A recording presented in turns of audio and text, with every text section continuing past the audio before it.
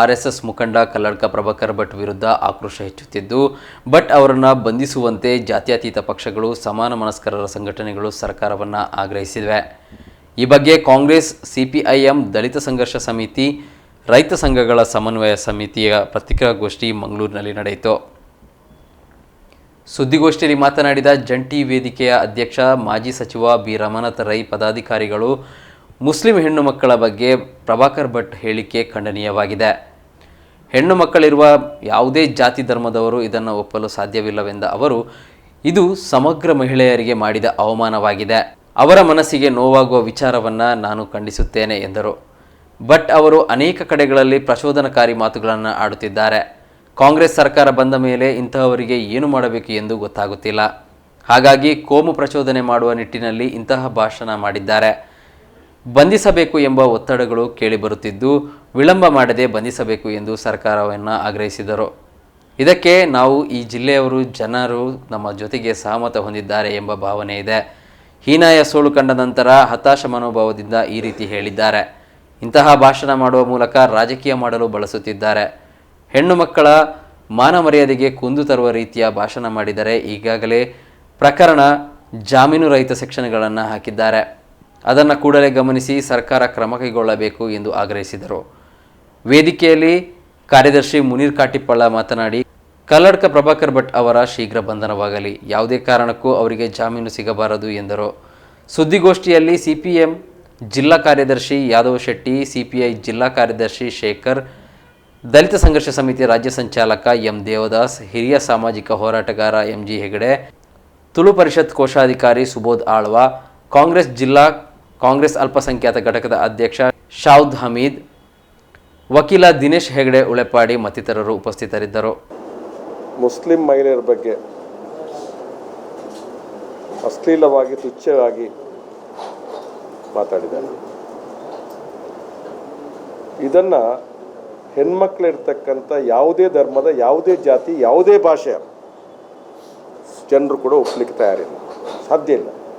ನಾಗರಿಕ ಸಮಾಜ ಇದನ್ನು ಖಂಡಿತವಾಗಿ ಒಪ್ಪಲಿಕ್ಕೆ ತಯಾರಿಲ್ಲ ಅಂತ ಹೇಳ್ತಕ್ಕಂಥ ನಾನು ಹೇಳಲಿಕ್ಕೆ ಬಯಸ್ತೇನೆ. ಯಾಕೆಂತ ಹೇಳಿದ್ರೆ, ಇದು ಕೇವಲ ಒಂದು ಸಮುದಾಯದ ಹೆಣ್ಮಕ್ಳಿಗೆ ಮಾಡಿದ ಅಪಮಾನ ಹೌದಾಗಿದ್ದರೂ ಇದು ಸಮಗ್ರ ಮಹಿಳೆಯರಿಗೆ ಮಾಡಿರ್ತಕ್ಕಂಥ ಅಪಮಾನ ಮತ್ತು ಅವರ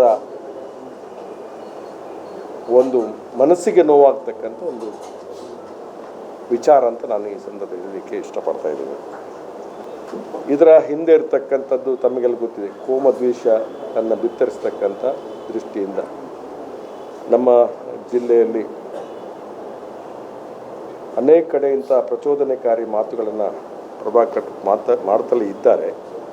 ಇವತ್ತು ಅವರ ಭಾಷಣ ಬಗ್ಗೆ ಇವತ್ತು ಚರ್ಚೆಗಳು ಅಲ್ಲಲ್ಲಿ ನಡೀತಾ ಇದೆ. ಬಂಧಿಸಬೇಕು ಅನ್ನೋಂಥ ಒತ್ತಡಗಳು ಎಲ್ಲ ಕಡೆ ಕೂಡ ಇದೆ. ನಮ್ಮ ಸಮಾನ ಮನಸ್ಸು ಜಂಟಿ ವೇದಿಕೆ ಏನಿದೆ, ಇದನ್ನು ವಿಳಂಬವಿಲ್ಲದೆ ಬಂಧಿಸಬೇಕು ಅನ್ನುವಂಥ ದೃಷ್ಟಿಯಲ್ಲಿ ಈ ಒಂದು ಪತ್ರಿಕಾಗೋಷ್ಠಿಯನ್ನು ನಾವು ಕರೀತಾ ಇದ್ದೀವಿ. ಇದಕ್ಕೆ ನಾವು ಈ ಜಿಲ್ಲೆಯ ಜನರು ಬಹುಶಃ ನಮ್ಮ ಜೊತೆ ಸಹಮತ ಹೊಂದ್ತಾರೆ ಅಂತೇಳಿ ನಾನು ಹೇಳಲಿಕ್ಕೆ ಬಯಸ್ತಾ ಇದ್ದೇನೆ. ಹೀನಾಯ ಸೋಲು ಕಂಡ ನಂತರ ಹತಾಶ ಮನೋಭಾವದಿಂದ ಇದನ್ನು ಮಾಡ್ತಾ ಇದ್ದಾರೆ ಅಂತ ಹೇಳೋದನ್ನು ನಾನು ಹೇಳಲಿಕ್ಕೆ ಬಯಸ್ತಾ ಇದ್ದೇನೆ. ಪ್ರಭಾಕರ್ ಭಟ್ರನ್ನ ಬಂಧನ ಮಾಡಿದರೆ ಕಾನೂನು ಸುವ್ಯವಸ್ಥೆ ಆಗ್ತದೆ, ಹಾಗೆ ಹೀಗೆ ಅಂತೆಲ್ಲ ಕೆಲವರೆಲ್ಲ ಹೇಳುವವರಿದ್ದಾರೆ. ರಾಜಕೀಯವಾಗಿ ಅದು ಬಿಜೆಪಿ ಸಂಘ ಪರಿವಾರದ ಉದ್ದೇಶವೇ ಅದು ಕೆರಳಿಸೋದು. ಬಂಧನ ಮಾಡಿದರೆ ಒಂದು ಧರ್ಮದ ದಮನ ನಡೀತಾ ಇದೆ ಅನ್ನುವಂಥದ್ದು, ಜನರ ಮಧ್ಯೆ ಹೋಗಿ ಗುಲ್ಲಬಿಸೋದು, ಕಲ್ಲು ಬಿಸಾಡೋದು, ಹಿಂಸೆ ಮಾಡೋದು, ಆ ಮೂಲಕ ರಾಜಕೀಯವಾದಂಥ ಒಂದು ವೋಟ್ ಬ್ಯಾಂಕನ್ನು ಗಟ್ಟಿ ಮಾಡುವಂಥದ್ದು ಅವ್ರು ಮಾಡ್ತಾರೆ ಅನ್ನುವಂಥದ್ದು ಈಗ ಜನ ಮಾತಾಡ್ತಾ ಇದ್ದಾರೆ. ಆದರೆ ನಾವು ಹೇಳುವಂಥದ್ದು ಇದು ರಾಜಕೀಯ ಲಾಭ ನಷ್ಟ ನೋಡುವಂಥ ಪ್ರಕರಣ ಅಲ್ಲ. ತುಂಬ ಸಲ ಆ ರೀತಿಯಲ್ಲಿ ನೋಡಿ ಆಗಿದೆ. ಇದಂತೂ ತೀರಾ ಅತಿರೇಕಕ್ಕೆ ಹೋಗಿದೆ. ಹೆಣ್ಣು ಮಕ್ಕಳ ಘನತೆಗೆ ಕುಂದು ತರುವಂಥ ಹೇಳಿಕೆ, ಅದು ಕೂಡ ಅಶ್ಲೀಲವಾದಂಥ ಪದವನ್ನು ಬಳಸಿ ಹೇಳಿರುವಂಥದ್ದು. ಮತ್ತು ಯಾರು ತಿಳ್ಕೊಳ್ಳೋದು ಬೇಕಾಗಿಲ್ಲ, ಇದು ಮುಸ್ಲಿಮರಿಗೆ ಮಾತ್ರ ಹೇಳಿರುವಂಥದ್ದು. ಹೆಣ್ಣು ಮಕ್ಕಳ ಬಗ್ಗೆನೇ ಪ್ರಭಾಕರ್ ಭಟ್ರಿಗೆ ಇರುವಂಥದ್ದು ಇಂಥ ತುಚ್ಛ ಮನೋಭಾವ. ಯಾಕೆಂದರೆ ಈ ಹಿಂದೆ ಕೂಡ ಹಿಂದೂ ಹೆಣ್ಣು ಮಕ್ಕಳು ಬ್ಯಾರಿಗೆಲ್ಲ ಮೊಬೈಲ್ ಅಂಗಡಿಗೆ ಹೋಗಬಾರ್ದು, ಚಪ್ಪಲಿ ಅಂಗಡಿ ನಿಮಗೆ ಬ್ಯಾರಿಗಳದ್ದಾಗಬೇಕಂತಾರೆ. ಅಂದರೆ ಹಿಂದೂ ಹೆಣ್ಮಕ್ಳು ಕೂಡ ಒಂದು ಯಾವತ್ತೂ ಕೂಡ ಹೋಗ್ಲಿಕ್ಕೆ ರೆಡಿ ಆದವರು ಅನ್ನೋ ಮಟ್ಟಿಗೆ ಬಹಿರಂಗ ಭಾಷಣಗಳನ್ನು ಮಾಡಿದಂಥವ್ರು. ಅದರಿಂದ ಹೆಣ್ಣು ಮಕ್ಕಳೇ ಬಗ್ಗೆನೇ ಇವರಿಗೊಂದು ಅತ್ಯಂತ ಕೀಳು ಮಟ್ಟದ ಮನೋಭಾವ ಪ್ರಭಾಕರ್ ಭಟ್ರಿಗೆ ಇದೆ. ಅದನ್ನು ಒಪ್ಲಿಕ್ಕೆ ಸಾಧ್ಯ ಇಲ್ಲ. ಮತ್ತು ಈಗ ಮುಸ್ಲಿಂ ಹೆಣ್ಣು ಹಿಂದೂ ಹೆಣ್ಣು ಅಂತ ಪ್ರಶ್ನೆ ಇಲ್ಲ. ಹೆಣ್ಣು ಅಂದರೆ ಹೆಣ್ಣು. ಮಹಿಳೆಯರನ್ನ ಒಂದು ಪುರುಷಾಧಿಕಾರದ ಮನೋಭಾವದಿಂದ ಮಾತಾಡುವಂಥದ್ದು, ಪುರುಷ ಕೇಂದ್ರಿತ ಮನೋಭಾವದಲ್ಲಿ ಮಾತಾಡುವಂಥದ್ದು ಯಾವ ಧರ್ಮದ ಯಾವ ಹೆಣ್ಣು ಮಕ್ಕಳು ಕೂಡ ಒಪ್ಪೋದಿಲ್ಲ. ಅದರಿಂದಾಗಿ ಇದನ್ನು ರಾಜಕೀಯ ಲಾಭ ನಷ್ಟದ ಲೆಕ್ಕಾಚಾರದಲ್ಲಿ ನೋಡಬಾರ್ದು. ಮತ್ತು ಇವರಿಗೆ ಹೇಳಿ, ಈಗ ನಳಿನ್ ಕುಮಾರ್ ಕಟೀಲ್ ಅವರು ಏನೋ ಇವತ್ತು ಬಹಳ ದೊಡ್ಡ ಇದರಂಗೆ ತಿರುಚಿದ್ದಾರೆ ಅಂತ ಹೇಳಿದ್ದಾರೆ. ಏನು ತಿರುಚಿದ್ದಾರೆ ಅಂತ ಹೇಳಿ, ಈಗ ನರೇಂದ್ರ ಮೋದಿ ಅವರ ಉದ್ದೇಶ ಏನಿತ್ತು ಹಾಗಾದ್ರೆ? ಮುಸ್ಲಿಮರಿಗೆ ಪರ್ಮನೆಂಟ್ ಗಂಡ ಕೊಡುವಂತ ಉದ್ದೇಶದಿಂದ ಇದನ್ನು ಮಾಡಿದ್ದಾರೆ.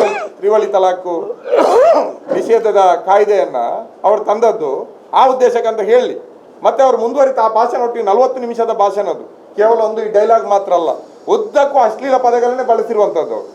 ಅಲ್ಲಿ ಒಂದು ಕಡೆ ಅವರು ಹೇಳುವಂಥದ್ದು ಇದೆ, ಅವರು ಮುಸ್ಲಿಂ ಹೆಣ್ಣು ಮಕ್ಕಳು ಕೂಡ ಈ ಲವ್ ಜಿಹಾದ್ನಲ್ಲಿ ಪಾಲುದಾರರಾಗಿದ್ದಾರೆ ಅಂತ ಮಾತಾಡ್ತಾರೆ. ಆ ರೀತಿ ಮುಸ್ಲಿಂ ಹೆಣ್ಣು ಮಕ್ಕಳ ಬಗ್ಗೆ ಕೂಡ ಅವರಿಗೆ ಅಷ್ಟು ದ್ವೇಷ ಇರುವಾಗ ಮುಸ್ಲಿಂ ಹೆಣ್ಣು ಮಕ್ಕಳಿಗೆ ಗಂಡಂದಿರ ಬಗ್ಗೆ ಯಾಕೆ ಇವರಿಗೆ ಅಷ್ಟು ತಲಾಖ್ ಬಗ್ಗೆ ಅವರ ಸಮಸ್ಯೆಗಳ ಬಗ್ಗೆ ಇವರಿಗೆ ಬಿಜೆಪಿಗೆ ಆಸಕ್ತಿ? ಇದನ್ನು ಹೇಳಿ ನಳಿನ್ ಕುಮಾರ್ ಕಟೀಲ್. ಬಿಜೆಪಿ ಪಕ್ಷ ನಳಿನ್ ಕುಮಾರ್ ಕಟೀಲ್ ಅವರ ಧೋರಣೆ ಅದು ಅಂತ ಆದರೆ ಅದನ್ನು ಹೇಳಬೇಕು. ಎಸ್, ನಾವು ಈ ರೀತಿ ಪ್ರಭಾಕರ್ ಭಟ್ರು ಹೇಳಿರುವಂಥದ್ದು ಈ ರೀತಿ, ಅದನ್ನು ನಮ್ಮ ಪಕ್ಷ ಸಮರ್ಥಿಸ್ತದೆ, ನರೇಂದ್ರ ಮೋದಿ ಅವರು ಸಮರ್ಥಿಸ್ತಾರಂತ ಹೇಳಿ.